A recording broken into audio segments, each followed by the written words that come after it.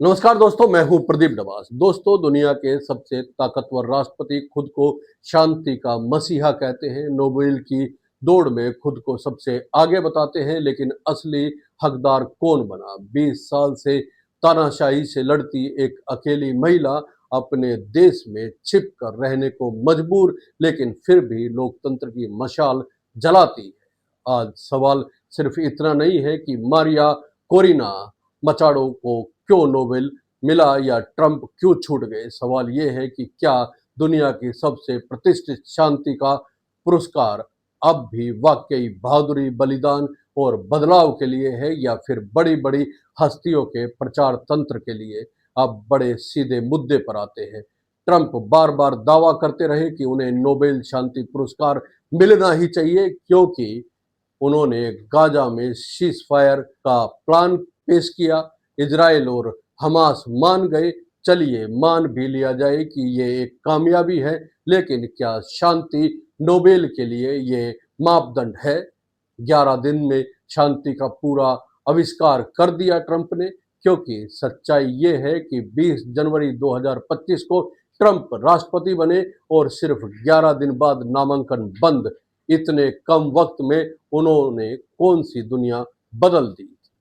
या फिर उनका योगदान सिर्फ खुद को नॉमिनेट करवाने और अपने नाम की ब्रांडिंग तक सीमित था? यहाँ सवाल सबसे तीखा है, क्या नोबेल जैसे सम्मान को भी अब सिर्फ प्रचार और राजनीतिक रसूख से पाया जा सकता है, या फिर जमीन पर असली बदलाव ही उसका आधार है? अब गौर कीजिए दोस्तों, मारिया मचाडो के संघर्ष पर, सत्ता के खिलाफ तानाशाही के सामने बिना किसी सुरक्षा के जीवन दांव पर लगाकर लोकतंत्र की लड़ाई।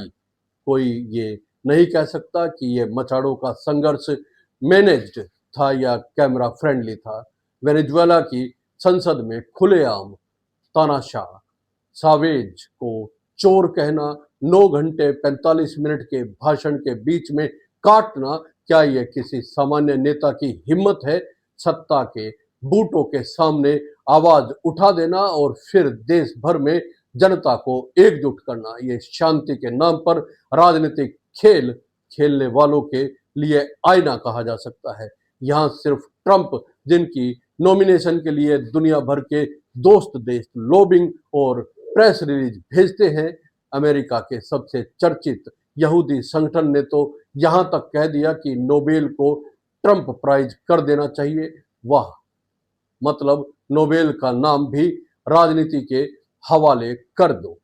सवाल यह है कि क्या इस तरह की डिमांड और प्रचार से किसी देश, समुदाय या नेता को नोबेल देना चाहिए? अगर गांधी 5 बार नामांकित होकर भी खाली हाथ रहे, तो क्या ट्रंप के लिए कमेटी अपना नियम पलट देगी? क्योंकि कमेटी ने साफ कहा है, दस्तावेजों में, नामांकनों में, नियमों में जो 31 जनवरी के अंदर काम करता है उसी को मान्य माना जाएगा। ट्रंप के गाजा सीजफायर को शांति के स्थायित्व से नहीं जोड़ा जाएगा, क्योंकि नामांकन भी महज 11 दिन पहले का था।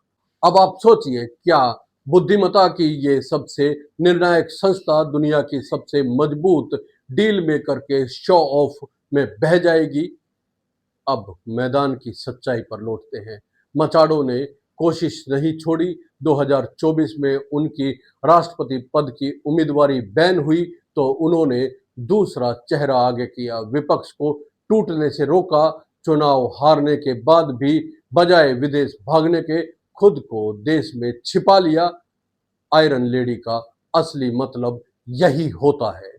जरा सोचिए, जब चारों तरफ सेना, सुरक्षा एजेंसियां, सिस्टम से मिली धमकियां, कोई और होता तो झुक जाता, लेकिन मचाडो नहीं झुकी। सालों से देश में विकल्प बनकर खड़ी रही, जनता के हक के लिए। यही उनके संघर्ष की ताकत है, जो ट्रंप के शोर शराबे और लॉबिंग के आगे कहीं ज्यादा है। अब कहेंगे कि ट्रंप को 8 देशों ने नॉमिनेट कर दिया, पाकिस्तान, इजराइल, आर्मेनिया, माल्टा, पर क्या सिर्फ नामांकनों की संख्या पर ही नोबेल का फैसला हो जाएगा? नोबेल प्रचार और ताकत नेटवर्किंग का सर्टिफिकेट नहीं है। जमीनी शांति और साहस का सम्मान है। दोस्तों, आज मचाड़ो की जीत सिर्फ व्यक्तिगत उपलब्धि नहीं, ये उन तमाम लोगों की उम्मीद की जीत है जो तानाशाही के अंधेरे में भी बदलाव लेकर आए। जब नोबेल कमेटी कहती है कि लोकतंत्र ही शांति की पहली शर्त है, तो सिर्फ शब्द नहीं, ये लोकतंत्र के नाम पर भारत से लेकर वेनेजुएला तक लड़ रहे हर नागरिक का हौसला बन जाते हैं। सोचिए, नोबेल पुरस्कार मदर टेरेसा को मिला क्योंकि उन्होंने गरीबों के लिए अपना जीवन होम किया। कैलाश सत्यार्थी को मिला क्योंकि उन्होंने बच्चों को काम की जंजीरों से आजादी दिलवाई। अब मचाड़ो को मिला क्योंकि उन्होंने बिना किसी ताकत के, बिना किसी अंतर्राष्ट्रीय बैनर के तानाशाही की आंखों में आंखें डालकर कहा, लोकतंत्र चाहिए और अब और तानाशाही नहीं चलेगी। कमेंट्री नहीं, सीधा सवाल करते हैं दोस्तों, क्या ट्रंप जैसी हस्तियों के नाम पर नोबेल का नाम बदल जाना चाहिए? क्या शांति का असली प्रतीक कोई दबंग, विवादित और खुद को प्रमोट करने वाला नेता ही हो सकता है? वो महिला जिसे हर दिन सिस्टम मारना चाहता है, क्या नोबेल सिर्फ सत्ता और प्रचार के दबाव में बटेगा, या ये अब भी सच्चे संघर्ष और बदलाव का सम्मान बना रहेगा? दोस्तों, क्या आपको लगता है कि ट्रंप को नोबेल देना सही होता, या फिर मचाड़ो जैसी महिला ही आज के दौर के लिए असली प्रेरणा है? आपका क्या मानना है दोस्तों? कमेंट करके जरूर बताइएगा।